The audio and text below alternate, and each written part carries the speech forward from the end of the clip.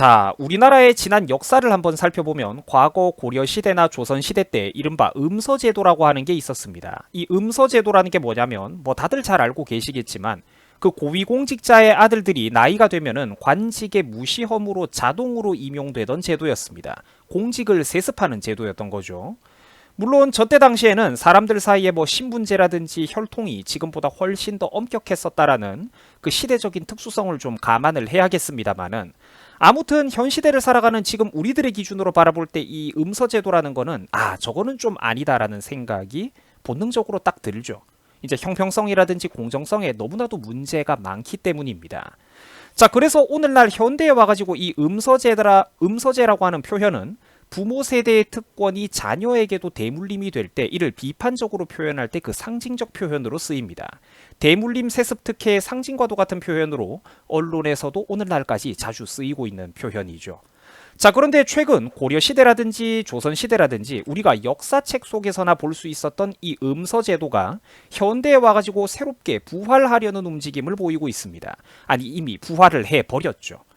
최근 언론 기사 보도에 따르면 민주화 운동 자녀들이 우리나라 주요 대학교에 무려 119명이나 무더기로 수시 합격하는 사례가 벌어졌다고 합니다. 최근 8년 동안 연세대를 비롯해가지고 우리나라의 주요 유명한 7개 대학을 살펴봤더니 수시 전형에서 민주화 운동 관련자라는 자격으로 수시 전형에 합격한 학생들이 무려 119명에 달한다고 합니다. 사실상 이런 것들은 현대판 음서제도라고 볼 수가 있겠죠. 저 학생들의 부모 세대가 대한민국을 위해 가지고 도대체 무슨 그렇게 대단한 공로를 세운 건지 의문입니다만, 심지어 그 부모 세대가 누렸던 특권이 자식 세대에게까지 대물림된다는 것은 정상적인 사고방식을 갖고 있는 우리들 입장에서는 도저히 이해할 수가 없는 발상입니다.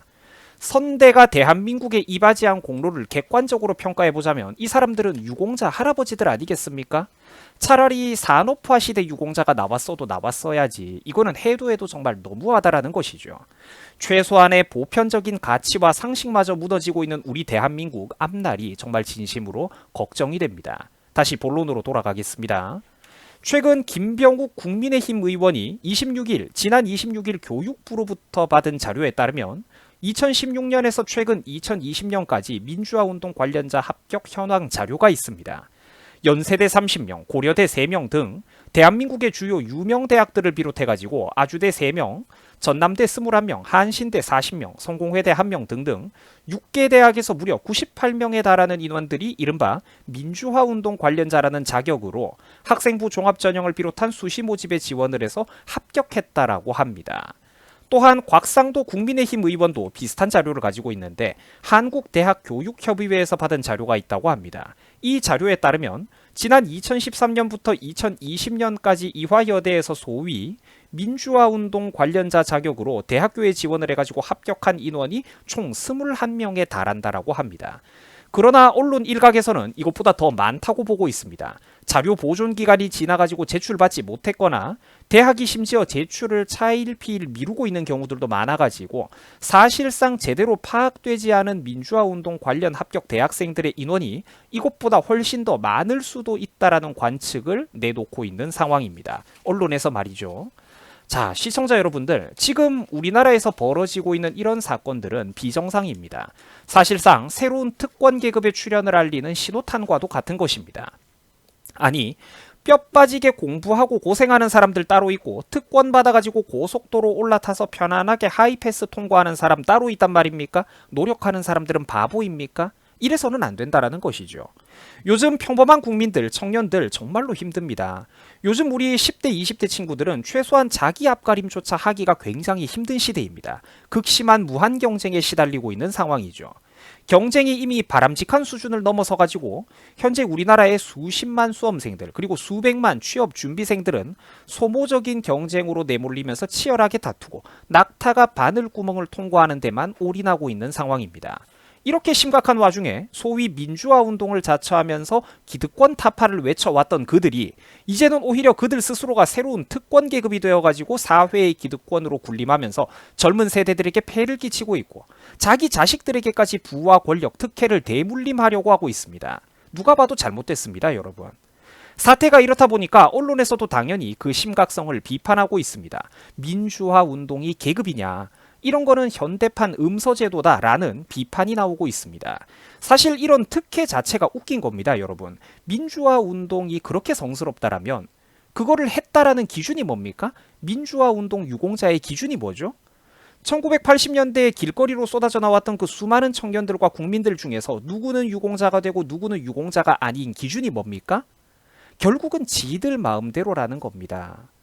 당시 골수 성향의 어떤 대학교 학생회에 소속이 되어 있었느냐, 무슨 시민단체와 연결고리가 있었느냐, 혹은 당시 영삼위 대중이 같은 야권 정치인들과 어떤 연결고리가 있었느냐, 결국 이런 기준으로 돌아가는 그들만의 리그, 주먹구구식 고무줄 잣대라는 겁니다. 불공평하다라는 거예요. 다들 아시겠지만 요즘 경제 상황은 사상 최악입니다. 번듯한 4년제 대학을 나와도 취업률이 계속해서 떨어지고 있으며 서로가 무한한 소모성 경쟁 속으로 내몰리고 있는 그야말로 끝이 보이지 않는 어두운 터널과도 같은 상황입니다. 이런 상황 몇 년만 더 국민들이 안이하게 두고 보다가는 우리 대한민국 정말로 돌이킬 수 없는 상황까지 떨어지게 될 겁니다. 존경하는 우리 유튜브 시청자 여러분들, 지금도 이미 우리 대한민국 충분히 늦었습니다. 지금도 충분히 늦었어요. 더 늦기 전에 이제라도 국민들이 제발 좀 정신을 차리고 스스로 깨어나야 합니다. 국민들 물론 위대하지만 성역이 아닙니다. 국민들도 이런 비판에 귀를 기울여야 됩니다. 국민들이 제발 좀 정신을 차리고 스스로 깨어나셔야 됩니다. 지금도 충분히 늦었다니까요. 언제까지 정치권을 바라볼 때 미디어에서 주입받은 이미지로만 어리석은 선택을 반복할 생각입니까? 언제까지 차악, 덜 나쁜 것과 가장 나쁜 것을 제대로 구별하지 못할 것이란 말입니까? 국민의 권리 우리들 스스로 지켜야 합니다. 누구도 공짜로 착한 사람이라서 다수 국민 공공의 이익을 거저 위해주지 않습니다. 이런 식으로 국익 개념, 다수의 불특정 다수 국민들 다수의 이익을 위해서 정말로 진실된 목소리를 내오는 사람들은 우리 사회의 정말로 극소수입니다. 그러나 그런 사람들에 대해서 우리 국민들은 핍박을 하고 있죠. 사랑하고 존경하는 유튜브 시청자 여러분들, 우리의 권리를 우리 스스로 되찾아야 됩니다. 누구도 우리를 대신해주지 않습니다. 나라에서 잘못된 일이 벌어지면 적극적으로 목소리를 내고 불평불만도 하고 항변을 하셔야 됩니다. 청년 여러분들의 밥그릇이 지금 부당하게 목 졸리고 있는 상황 아닙니까? 지금까지 우리 대한민국 사회가 누려온 번영들은 국민들이 스스로 일군 것이 아닙니다. 일부 극소수의 영웅적인 선각자들이 강제로 국민성을 뜯어 고치면서 거저 쥐어준 기적적인 결과물이 바로 오늘입니다. 이 유산을 잘 지켜나가야 되겠죠. 그런데 이제는 국가와 민족을 위해서 그런 멍해를 뒤집어 써줄 만한 영웅적인 인물이 더 이상 없습니다. 우리 스스로가 여러분들 한 명 한 명이 작은 소영웅입니다. 국가의 주인이 정말로 되어버렸다라는 것이죠. 우리가 말입니다.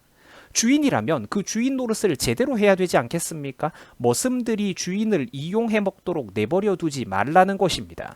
스스로 생각하는 깨어있는 시민이 되는 것 어렵습니다. 진짜로 살아있는 이 서구식 시민 정신을 함양하는 이 민주주의라는 게 실제로는 참 굉장히 어렵고 철학적인 일입니다. 제발 이제는 국민 스스로 깨어납시다. 국민의 권리는 스스로 지켜야 합니다. 여러분 수고하셨습니다.